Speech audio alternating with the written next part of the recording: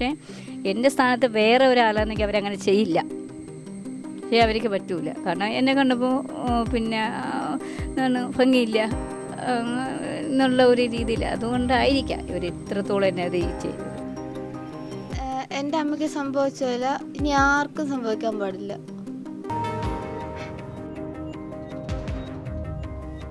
ഇന്ന് ഞാൻ പറയുന്നു മാല ഞാൻ എടുത്തിട്ടില്ല, എങ്ങനെ ചെയ്യത്തില്ല. ഞാൻ ചേട്ടൻ കൊണ്ടുപോകുന്ന വരുമാനം മാത്രമാണ് നമുക്കുള്ളൂ. 1000 കുറ്റവാളികൾ രക്ഷപ്പെട്ടാലും ഒരു നിരപരാധി പോലും ശിക്ഷിക്കപ്പെടരുത്. ഇതാണ് ഇന്ത്യയുടെ നീതിന്യായ വ്യവസ്ഥയുടെ ആപ്തവാക്യം. എന്നാൽ കഴിഞ്ഞ മാസം, കൃത്യമായി പറഞ്ഞാൽ ഏപ്രിൽ 23-ന് കേരളത്തിലെ തിരുവനന്തപുരം ജില്ലയിലെ പേരൂർക്കട എന്ന പോലീസ് സ്റ്റേഷനിൽ സംഭവിച്ചത് ക്രൂരവും നിന്ദ്യവും നീചവും എന്ന് തന്നെ പറയണം.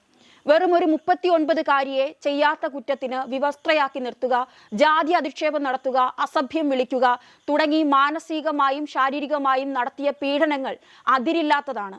പിന്നീട് ഈ കുറ്റം അവർ ചെയ്തിട്ടില്ല എന്ന് തെളിഞ്ഞതിനു ശേഷം ഒരു മാപ്പ് പോലും പറയാതെ വീട്ടിലേക്ക് പറഞ്ഞയക്കുക. ബിന്ദു എന്ന ആ വീട്ടമ്മയാണ്, 2 പെൺമക്കളുടെ അമ്മ കൂടിയാണ്. അമ്മയെ പോലീസുകാർ വീട്ടിലേക്ക് കൊണ്ടുവരുന്നത് നോക്കി നിന്ന +2-ൽ പഠിക്കുന്ന മകളടക്കമുള്ള ഒരു വീട്ടമ്മയുടെ വലിയ വേദന അത് കേരളം കാണണം. ആഭ്യന്തര വകുപ്പ് മന്ത്രി, മുഖ്യമന്ത്രി പിണറായി വിജയൻ വരെ ഇത് കാണേണ്ടതാണ്. ബിന്ദു എന്ന വീട്ടമ്മയിലേക്ക് പോവുകയാണ്. നമസ്കാരം ചേച്ചി. വളരെ വേദനയോടെയാണ് അങ്ങനെ ഒരു സംഭവം വളരെ നാളുകൾക്ക് ശേഷമാണ് പുറത്തു വരുന്നത്. കേരളം ഞെട്ടിക്കുന്നൊരു കാര്യമായിരുന്നു. എന്തായിരുന്നു സംഭവിച്ചത്? എങ്ങനെയാണ് സംഭവം എന്ന് വെച്ചാൽ 23-ാം തീയതി ഞാൻ ജോലി കഴിഞ്ഞിട്ട് ഇങ്ങോട്ട്. എന്താണ് ചേച്ചിയുടെ ജോലി? വീട്ടു ജോലിയാണ്. ജോലി കഴിഞ്ഞിട്ട് വീട്ടിലോട്ട് വരാൻ വേണ്ടി ബസ്സുകാർക്ക് നിൽക്കുകയായിരുന്നു സ്റ്റോപ്പ്. ഏത് വീട്ടിലായിരുന്നു? കവടിയാറുള്ളൊരു വീട്ടിൽ. ഇപ്പോൾ കൂടെ നിന്ന് എനിക്കൊരു കോള് വന്നു. ആദ്യം വന്നപ്പോൾ ഞാൻ എടുത്തില്ല. രണ്ടാമത് വന്നപ്പം എടുത്തിട്ട് ചോദിച്ചു ബിന്ദു ആണെന്ന് ചോദിച്ചു. അതേ സാർ ബിന്ദു ആണെന്ന് പറഞ്ഞു. ഇത് ഇവിടെ നിന്നാണ്. അപ്പോൾ ചോദിച്ചത് പേരൂർക്കട പോലീസ് സ്റ്റേഷനിൽ നിന്ന്. നിങ്ങളെ പേരിലൊരു പരാതി കിട്ടിയിട്ടുണ്ടെന്ന് പറഞ്ഞു. നിങ്ങളെവിടെ വീട്ടു ജോലിക്ക് പോയിട്ടുണ്ട്? ഞാൻ പോയിട്ടുണ്ടെന്ന് പറഞ്ഞു. ഞാൻ എന്താണ് സാർ? അത് ഓമനാണ്ടാലും ഒരു പരാതി തന്നിട്ടുണ്ട്. ഞാൻ എന്താണ് സാർ? അതൊക്കെ ഇവിടെ വന്നിട്ട് പറയാം. ചെയ്യാത്ത കുറ്റത്തിന് 39-കാരിയായ ദളിത് യുവതി അനുഭവിക്കേണ്ടി വന്നത് ക്രൂര പീഡനം. പ്രതിസ്ഥാനത്ത് പേരൂർക്കട പോലീസാണ്. കഴിഞ്ഞ 23-നാണ് നെടുമങ്ങാട് സ്വദേശി ബിന്ദുവിനെ പേരൂർക്കട പോലീസ് വിളിച്ചു വരുത്തുന്നത്. ബിന്ദു ജോലിക്ക് നിന്ന വീട്ടിൽ നിന്ന് സ്വർണ്ണമാല കാണാനില്ല എന്നായിരുന്നു പോലീസ് പറയുന്നത്. ഇതിനെ തുടർന്ന് വീട്ടുകാർ നൽകിയ പരാതിയിൽ പ്രതിയായി ആരോപിക്കുന്നത് ബിന്ദുവിനെ. മറ്റൊന്നും ആലോചിക്കാതെ പോലീസ് ബിന്ദുവിനെ പ്രതിസ്ഥാനത്ത് ചേർത്തു. പിന്നീട് കാണിച്ചത് വലിയ ക്രൂരത. മാല എവിടെയിടി എന്ന് പറഞ്ഞ് അസഭ്യം പറഞ്ഞും വിവസ്ത്രയാക്കിയും മക്കളെ കേസിൽ കൊടുക്കുമെന്ന് ഭീഷണിപ്പെടുത്തിയുമൊക്കെയാണ് പിന്നീട് പോലീസ് ബിന്ദുവിനോട് ഇടപെട്ടത്. എന്നാൽ അടുത്ത ദിവസം തന്നെ മാല കാണാതായ വീട്ടിലെ അമ്മയും മകളും വിളിച്ച് കേസില്ല എന്നും വെറുതെ വിടുകയാണെന്നും പറഞ്ഞു. പക്ഷേ മാല കിട്ടി എന്നുള്ളതാണ് മറുവശത്തെ സത്യം. ബിന്ദുവിന്റെ ഭർത്താവാണ് പിന്നീട് മാല അവരുടെ തന്നെ വീട്ടിൽ ഉണ്ടായിരുന്ന കാര്യം ബിന്ദുവിനോട് വെളിപ്പെടുത്തുന്നത്. താൻ സഹിച്ച അപമാന ഭാരം കൊണ്ട് ഇന്ന് ബിന്ദു വലിയൊരു നിയമ പോരാട്ടവും തുടങ്ങിക്കഴിഞ്ഞു. എന്താണ് ആത്മഹത്യ ചെയ്യണമെന്ന് തന്നെ ഞാൻ വിചാരിച്ചതാ, ചെയ്യുമെന്ന് ഉറപ്പിച്ചതാ. എന്നിട്ടും പിന്നെ ഞാൻ പിടിച്ചു നിന്നു. എൻ്റെ മക്കളെ ഓർത്ത് ഞാൻ പിടിച്ചു നിന്നു. അങ്ങനെ ഇങ്ങനെ മാറ്റുമെന്ന് വെച്ചാൽ ജാതി അധിക്ഷേപം നടത്തിയെന്ന് പറഞ്ഞോളൂ. എന്താണ് അങ്ങനെ പറഞ്ഞത്? പക്ഷേ എൻ്റെ സ്ഥാനത്ത് വേറെ ഒരാളാണെങ്കിൽ അവരങ്ങനെ ചെയ്യില്ല. പക്ഷേ അവർക്ക് പറ്റൂല. കാരണം എന്നെ കണ്ടപ്പോൾ പിന്നെ എന്താണ് ഭംഗിയില്ല എന്നുള്ള ഒരു രീതിയിൽ, അതുകൊണ്ടായിരിക്കാം ഇവർ ഇത്രത്തോളം എന്നെ അത് ചെയ്തത്. പക്ഷെ എൻ്റെ സ്ഥാനത്ത് വേറെ ഒരു പെൺകുട്ടിയായിരുന്നെങ്കിൽ ഇവരങ്ങനെ ഒരിക്കലും അവർ ചെയ്യില്ല. അവരെപ്പോഴും തന്നെ അവരെ വീടുകളിൽ ആളിനെ വിളിച്ചവർ വിട്ടനായിരുന്നു. നമ്മൾ ഇങ്ങനെ ഒരു ജാതിക്കാരായത് കൊണ്ടായിരിക്കും അവർ എത്രത്തോളം ഇട്ട് ചവിട്ടി തേച്ചത്. കുഞ്ഞുങ്ങൾ എന്താണ് പറഞ്ഞത്? ഞാൻ അങ്ങനെ 3:30 മണിയായപ്പോൾ ചോദ്യം ചെയ്തപ്പോൾ പിന്നെ എൻ്റെ അടുത്ത് പറഞ്ഞ് 11 മണിക്ക് പകൽ 11 അന്ന് ഫുള്ള് അവിടെ ആയിരുന്നു. പിന്നെ 11 മണിയാകുമ്പോൾ ബിന്ദുവിനെ അട്ടക്കുളങ്കര കൊണ്ടുപോകും. മാല കൊടുത്തില്ലെങ്കിൽ കൊണ്ടുപോകും, ജയിലിലാക്കുമെന്ന് പറഞ്ഞു. അതിൻ്റെ പിറകെ എൻ്റെ മക്കളെയും ഈ കേസിൽ കൊടുക്കുമെന്ന് പറഞ്ഞു. എൻ്റെ ഭർത്താവിനെ കേസിൽ കൊടുക്കുകയോ അവിടെ അടയ്ക്കുമെന്ന്. ഇത്ര വയസ്സുള്ള കുഞ്ഞുങ്ങളാണ് ഞാൻ പറഞ്ഞു ചേച്ചിക്ക് ഉള്ളതെന്ന് അവർക്കറിയാമോ?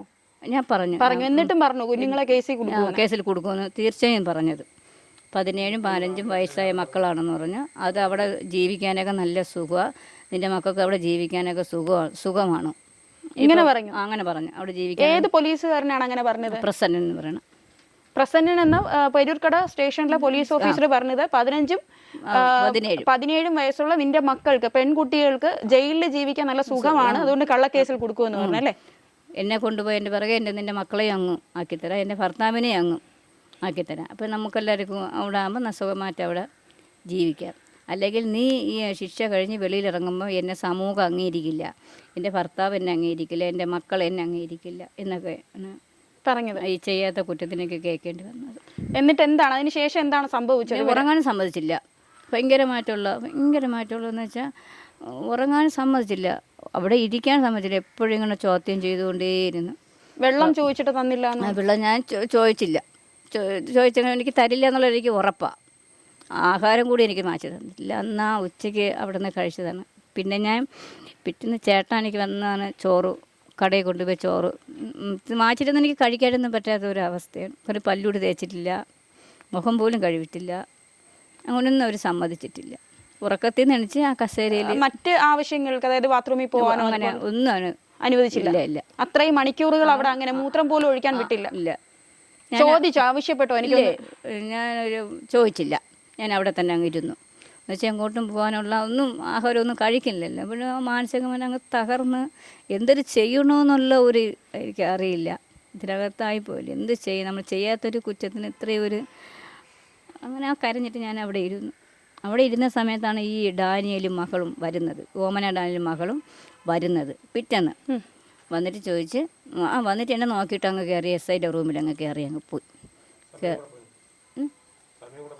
അപ്പോൾ ഒരു 8 മണി രാവിലെ അങ്ങ് കയറി റൂമിൽ കയറി അങ്ങ് പോയി SI ആയിട്ട് സംസാരിച്ചുകൊണ്ടിരുന്നു. കുറേ സംസാരിച്ചിട്ട് SI അപ്പോഴെൻ്റെ ചേട്ടൻ വന്നു SIയുടെ അടുത്ത് പോയി സംസാരിച്ച്. ചേട്ടൻ കരഞ്ഞുകൊണ്ട് ഇറങ്ങിയപ്പോൾ ഞാനും പേടിച്ചു പോയി. എന്തിനാണ് സംഭവം, നീ കൊണ്ടുപോവോ? ചേട്ടൻ കരഞ്ഞിട്ട് ഇറങ്ങി ഭയങ്കരമായിട്ടുള്ള കരച്ചിലായിരുന്നു. അപ്പോൾ ഞാനും അങ്ങ് വിഷമിച്ചു, എന്തിനാണെന്നും സംഭവം ഒന്നും അറിയത്തില്ല. ചേട്ടൻ കരയണം, ഇനി എന്നെ കൊണ്ടുപോകുമെന്ന് പറഞ്ഞു, അങ്ങനെയാണോ എന്നൊക്കെ ഓർത്ത് എനിക്കങ്ങ് പിടിച്ച് നിൽക്കാൻ പറ്റില്ല. എന്നിട്ട് ഞാൻ എന്തെന്ന് വെച്ചാൽ ചേട്ടനൊന്നും പറയാം. ചേട്ടൻ കാപ്പി വാങ്ങിക്കാനായി പുറത്ത് പോയി. കാപ്പി വാങ്ങിച്ചുകൊണ്ട് വന്നു. എൻ്റെ ചേച്ചിയുടെ നാത്തൂൻ്റെ മകൻ കാപ്പി വാങ്ങിച്ചുകൊണ്ട് വന്നിട്ട് കാപ്പി കുടിക്കാനൊന്നും അവർ സമ്മതിച്ചൊന്നുമില്ല. അതിനുശേഷവും സമ്മതിച്ചില്ല, കാപ്പി കഴിക്കാനൊന്നും സമ്മതിച്ചില്ല. അപ്പോൾ എന്നുവെച്ചാൽ ഇങ്ങനെ വിളിച്ചുകൊണ്ടിരിക്കുകയാണ്, ഓരോ കാര്യങ്ങൾ ഇങ്ങനെ ചോദിക്കുക. അപ്പോൾ SI വിളിച്ചിട്ട് പറഞ്ഞ്, അപ്പോൾ ഈ ഓമനാടാണെങ്കിലും അവിടെ നിൽക്കുകയാണ്. അവിടെ നിന്നിട്ട് പറഞ്ഞ്, പിന്നെ ബിന്ദുവിന് അവർക്ക് പരാതിയില്ല എന്നാണ് പറയുന്നത്. പരാതിയില്ല, അവർക്ക് പരാതിയില്ല എന്നാണ് മാഡം. അതായത് മാല കിട്ടി, അത് വന്ന് പോലീസ് സ്റ്റേഷനിൽ പറഞ്ഞതാണ്. അപ്പൊ അവര് വേറെ എന്നോട് അവർ പറയുന്നില്ല. ഇപ്പോഴും എന്നോട് പറഞ്ഞിട്ടില്ല, മാല കിട്ടിയെന്നുള്ള കാര്യം എന്നോട് പറയുന്നില്ല. അപ്പോഴും ഞാൻ അവിടെ വെളിയിരുന്നപ്പം തന്നെ ഒരു പോലീസുകാരൻ പേപ്പറും പേനും എടുത്തുകൊണ്ട് പോകണം ഞാൻ കണ്ട് SI റൂമിലോട്ട്. അപ്പോഴും ഇവരവിടെ ഇരിക്കുകയാണ്. ഞാൻ ചെന്നപ്പോൾ പേപ്പറിൽ അപേക്ഷ എഴുതി അവിടെ വെച്ചിരിക്കുന്നത്. അങ്ങനെ ഞാൻ പറഞ്ഞ് എന്നെ വിളിച്ച് ഞാൻ അവിടെ ചെന്ന് നിന്നു. അപ്പോൾ പറഞ്ഞു, എന്ത് സാറെന്ന് ചോദിച്ചു. ഇവർക്ക് പരാതിയില്ല, ബിന്ദുവിനെ വെറുതെ വിടുകയാണ്, പിന്നെ നമ്മളെ സാധനം യഥാർത്ഥത്തിൽ അവിടെ മാല തിരിച്ച് കിട്ടിയതാണ്. ഇവര് പറഞ്ഞു ചേച്ചിയുടെ അടുത്ത് പറയുന്നില്ല അല്ലേ? എൻ്റെ അടുത്ത് ഈ സമയം മുതൽ അവരുടെ അടുത്ത് പറഞ്ഞിട്ടേ ഇല്ല. ഈ മാലയുടെ കാര്യം വിളിച്ചിട്ട് എങ്ങനെയാണ് നിങ്ങൾ അറിയുന്നത് മാല കിട്ടിയെന്ന്? അത് പിന്നെ പറയാം. അങ്ങനെ ഞാൻ ചോദിച്ചത് എന്ത് സാറെന്ന് വെച്ചാൽ അവർക്ക് പരാതിയില്ല, ബിന്ദുവിനെ വെറുതെ വിടുകയാണ്, നിൻ്റെ മക്കളെ ഓർത്ത് പിന്നെ വെറുതെ വിടുകയാണ്, എൻ്റെ സാധനം പോയെങ്കിൽ അങ്ങ് പോട്ടെ എന്ന് ഈ ഓമനാടാനിൽ പറയുകയാണ്. എന്നിട്ട് എനിക്ക് 3 ദിവസത്തെ ശമ്പള പൈസ ഞാൻ വാങ്ങിച്ചു. എന്തുകൊണ്ടാണ് വാങ്ങിച്ചത്? വെറുപ്പ് തോന്നിയില്ലേ അവരോട്? വെറുപ്പല്ല, ഞാൻ കഷ്ടപ്പെട്ട പൈസയാണ്. ഞാൻ രാവിലെ തൊട്ട് കഷ്ടപ്പെട്ട പൈസ കൊണ്ട് ഞാൻ വാങ്ങിച്ചു. അതാണ് അന്യം. വേറെ എനിക്ക് ഒരു വരുമാനവും ഇല്ല. നമ്മളങ്ങനെയൊന്നും പോകുന്നവരല്ല, നമുക്കൊന്നൂടെ കൊണ്ടുവന്ന് ജീവിക്കുന്നവരാണ്. ഞാൻ ആ പൈസ ഞാൻ വാങ്ങിച്ചു. എന്നിട്ട് ഇനി വെളിയിലിറങ്ങി നിന്നിട്ട് അപ്പോൾ ഫോണ് SIയുടെ അടുത്ത് ചോദിച്ചെങ്കിലേ അവർ തരത്തുള്ളൂ. ഞാൻ കുറേ പ്രാവശ്യം ചോദിച്ചു സാറിൻ്റെ ഫോണ്, കുറേ പ്രാവശ്യം ചോദിച്ചപ്പോഴാണ് ഫോൺ എനിക്ക് തന്നത്. ഫോൺ തന്നിട്ട് പറഞ്ഞ് ഫോൺ കൈമാറിയെന്ന് പറഞ്ഞാൽ അവിടെ എഴുതി ഒപ്പിടാൻ പറഞ്ഞു. ഞാൻ അങ്ങനെ എഴുതി ഒപ്പിട്ട് കൊടുത്തു. എന്നിട്ട് പറഞ്ഞ് അവിടെ നിൽക്കാൻ പറഞ്ഞു. എനിക്ക് ഒരു കാര്യം കൂടി പറയാനുണ്ടെന്ന് പറഞ്ഞു SI പറഞ്ഞു. അപ്പോൾ ശരിക്കും ആൾക്കാരിങ്ങനെ കൂടി നിൽക്കുകയാണ്. എന്നിട്ട് പറഞ്ഞ് ഞാൻ ചോദിച്ചു, എന്ത് സാർ? അത് ഈ പേരൂക്കട കബഡിയാർ ഭാഗത്തൊന്നും എന്നെ കണ്ടുപോകരുത്. SI പറഞ്ഞതാ, എങ്ങോട്ടെങ്കിലും നാട് വിട്ടു പൊക്കോളൂ. ഞാൻ ആ തെറ്റൊന്നും ഞാൻ ചെയ്തിട്ടില്ല, ഒരു തെറ്റും ഞാൻ ചെയ്തിട്ടില്ല. അവരെ മാല എടുത്തിട്ടില്ല, അവരെ മാല ഞാൻ കണ്ടിട്ടില്ല. എന്തൊരു ഫാഷനാണെന്നോ ഒന്നും ഞാൻ കണ്ടിട്ടില്ല. SI പറഞ്ഞു ഈ പരിസരത്ത് കണ്ടുപോകരുത്, ഒരു തെറ്റും ചെയ്യാതിരുന്നിട്ടും. ഈ അമ്പലമുക്ക് കവടിയാറ് ഭാഗത്തൊന്നും എന്നെ കണ്ടുപോകരുത്, എങ്ങോട്ടൊന്നും നാട് വിട്ട് പൊക്കൊണ്ടൊന്ന് ഈ SI പ്രസാദ് പറഞ്ഞതാണ്. എൻ്റെ അടുത്ത് പറഞ്ഞപ്പോൾ എല്ലാവരും ഇങ്ങനെ എന്നെ, അതെനിക്ക് ഇപ്പം താങ്ങാൻ പറ്റില്ല. ഞാൻ അത്രയ്ക്ക് കുറ്റം ഞാൻ ചെയ്തിട്ടില്ല. ഇന്നും ഞാൻ പറയുന്നു മാല ഞാൻ എടുത്തിട്ടില്ല, എങ്ങനെ ചെയ്യത്തില്ല. ഞാൻ ചേട്ടൻ കൊണ്ടുപോകുന്ന വരുമാനം മാത്രമാണ് നമുക്കുള്ളത്.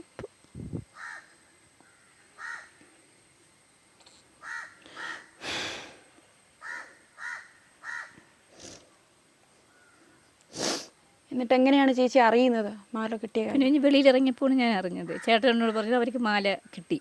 മാല കിട്ടി എന്നുള്ളവരായിരിക്കും. എനിക്ക് ഒരു രാവിലെ വന്നപ്പോൾ തന്നെ എനിക്ക് മനസ്സിലായി വന്ന രീതിയുണ്ട്. വന്ന രീതിയും തലേ ദിവസം പോയപ്പോഴല്ല, പിറ്റേന്ന് അവർ വന്നപ്പോഴുള്ള ആ മുഖഭാവം ഞാൻ ശ്രദ്ധിച്ചു. പക്ഷെ മാല കിട്ടിയിട്ടുണ്ട്. കാരണം ഞാൻ എടുത്തില്ലല്ലോ ആ മാല. അവരെ വീട്ടിൽ തന്നെ കാണുമെന്ന് എനിക്ക് നല്ല ഉറപ്പായിരുന്നു. ചേട്ടൻ പറഞ്ഞു കിട്ടിയെന്നല്ലേ? ചേട്ടൻ ഞാൻ ഇറങ്ങിയപ്പോൾ ചേട്ടൻ പറഞ്ഞ മാല അവർ കിട്ടിയെന്ന് ചേട്ടനാണ് എന്നോട് പറഞ്ഞത്. ഈ വീട്ടുകാരൊരു മാപ്പ് പറയാനെങ്കിലും തയ്യാറായില്ല? ഇല്ല. ഈ സംഭവം എന്നെ വിളിച്ചിട്ടുമില്ല, ഇതുവരെ എന്നെ വിളിച്ചിട്ടേ ഇല്ല. ആത്മഹത്യ ചെയ്യുമെന്ന് ഞാൻ ഉറപ്പിച്ചതാണ്. പിന്നെ എൻ്റെ മക്കൾ ഓർത്ത് ചെയ്തില്ല. ഞാൻ ഇനി മോളിലേക്ക് പോവുകയാണ്.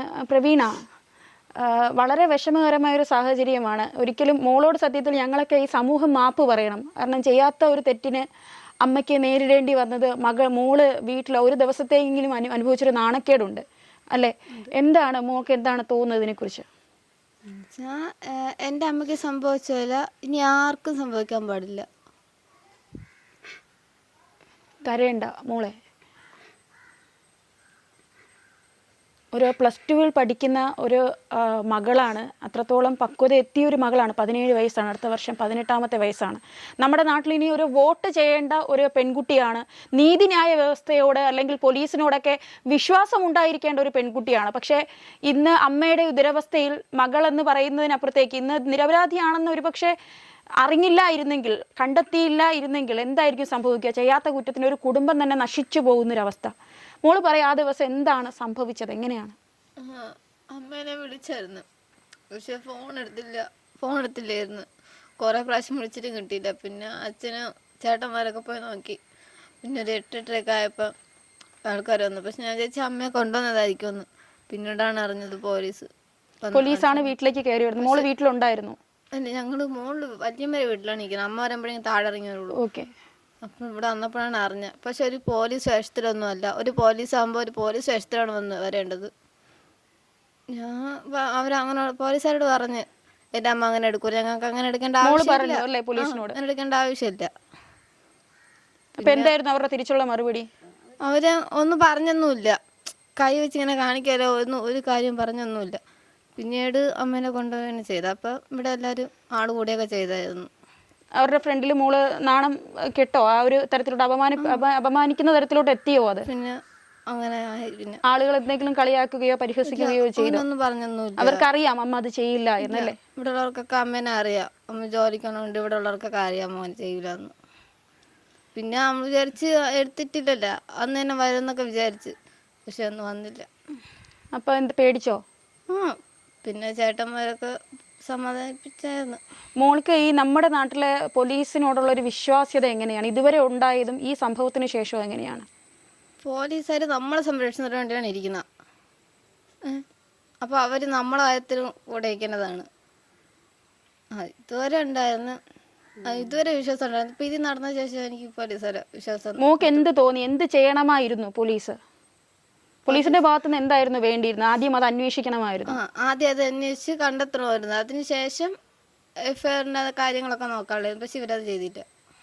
ആദ്യമേ അമ്മയാണെന്ന് അവർ ഉറപ്പിച്ചു.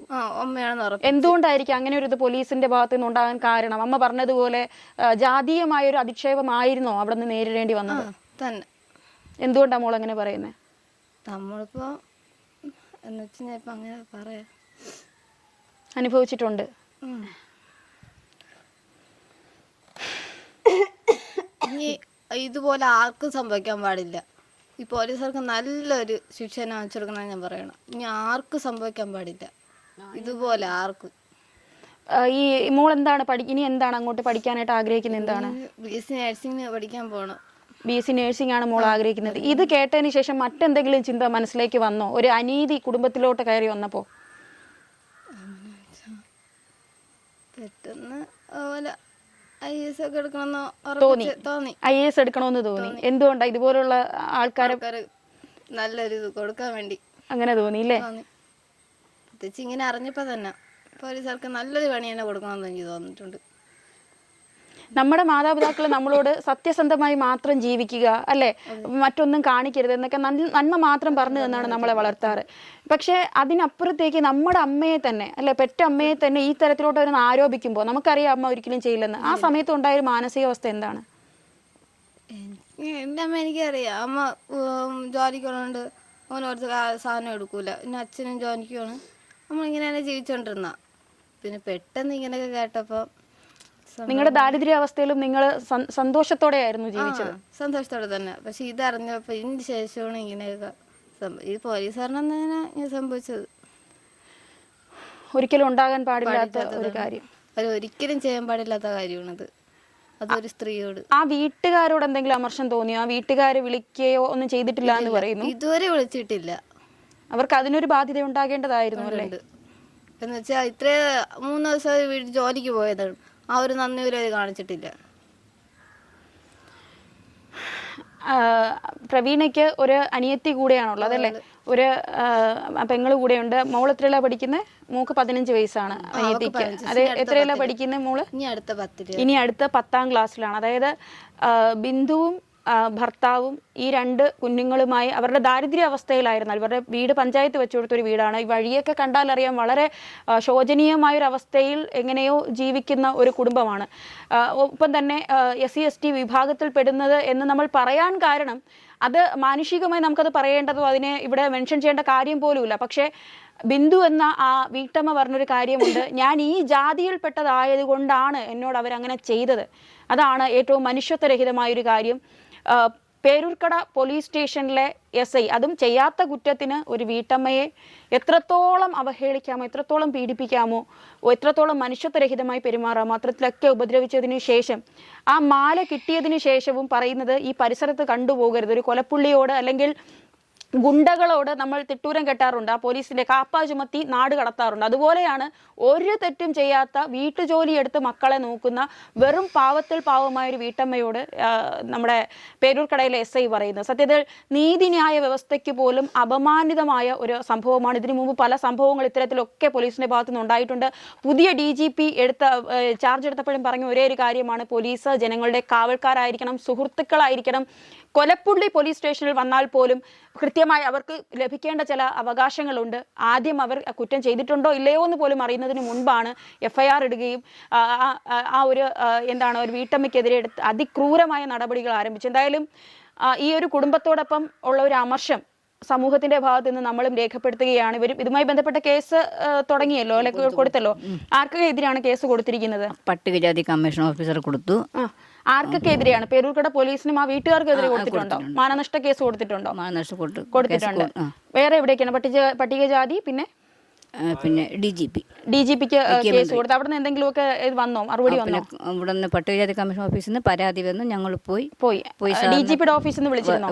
വിളിച്ചില്ല. ഇനി വിളിക്കുമായിരിക്കും. എന്നാ കൊടുത്തത് പരാതി? 3-ാം തീയതി കൊടുത്തിട്ടുണ്ട്. മുഖ്യമന്ത്രിയുടെ ഓഫീസിലേക്ക് അയച്ചോ?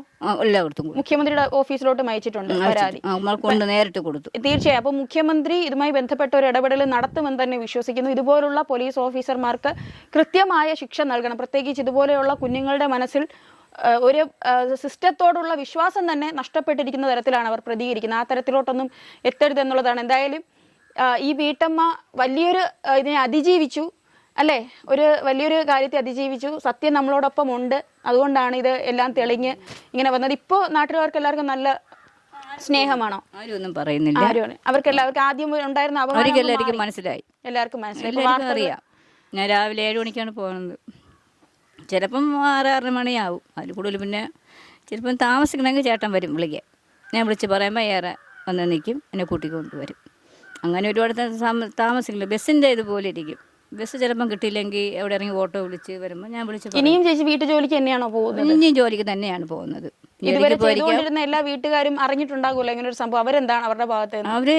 ഞാൻ ആദ്യം പോയെന്ന് കൊടപ്പനക്കുന്നിൻ്റെ വീട്ടിൽ അവർ വിളിക്കും, ബിന്ദുവിനും കുടുംബത്തിനും ഒന്നു മാത്രമേ പറയാനുള്ളൂ. ഇനി ഒരിക്കലും ഇത്തരത്തിലൊന്ന് ആവർത്തിക്കപ്പെടരുത്. ഒരു നിരപരാധികളും ഇനി ഒരിക്കലും ശിക്ഷിക്കപ്പെടരുത്. മക്കളെയും കൊണ്ട് ഒരിക്കലും ഒരമ്മയും അപമാനിതയായി ഇങ്ങനെ നിൽക്കരുത് ചെയ്യാത്ത കുറ്റത്തിന്. തിരുവനന്തപുരത്ത് നിന്നും അനീഷ് കൃഷ്ണനോടൊപ്പം Maliya Varghese Paul, Focus News TV.